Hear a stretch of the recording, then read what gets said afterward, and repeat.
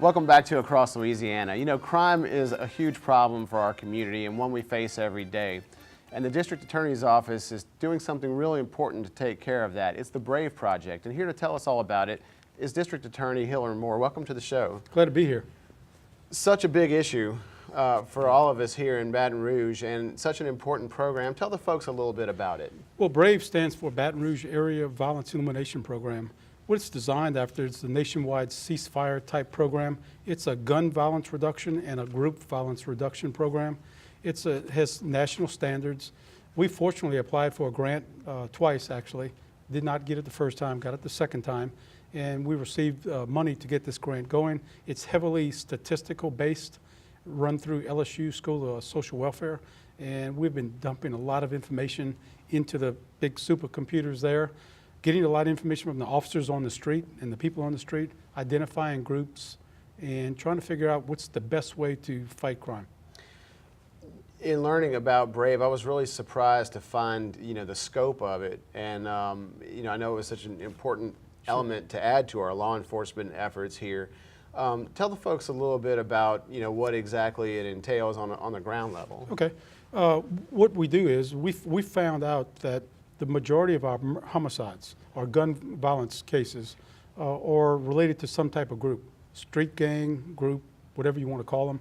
And we, through this program, if you identify the groups, the major groups, and you have what's called a call-in, you call in representatives of that group, you let them know, we know who you are, and things are going to be different now. We've identified you as a bad group, have bad actors, have committed crimes of violence. Take this message back to your other group members.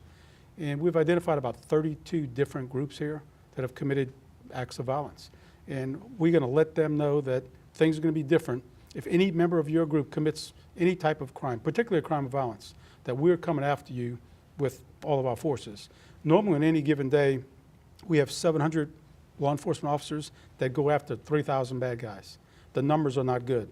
But in this case, once a group offends, and that group has maybe 20 people, when you put 700 officers on 20 people, it gets real. Because I think the stats show that a drug dealer deals 2,500 times before they're arrested. So now, if you identify that drug dealer, when you have 700 people looking at that one person, it gets real to him that, okay, maybe it's not going to be 2,500 times for my next arrest. It's immediate. And the other big part of this is the moral message, the moral voice. Right now, our young people, particularly these kids that are at risk, they're not hearing the moral message from the community themselves and the preachers. And so now at this call-in, they're going to be confronted not only with law enforcement, but with the ministers and community members that are going to say, look, we love you to death, but we don't like what you're doing.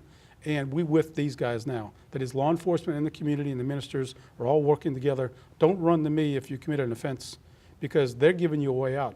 We also try to give these guys ways out of education, transportation, mental health, and we have community service providers that are there to do it through the grant, and hopefully it's going to make some impact.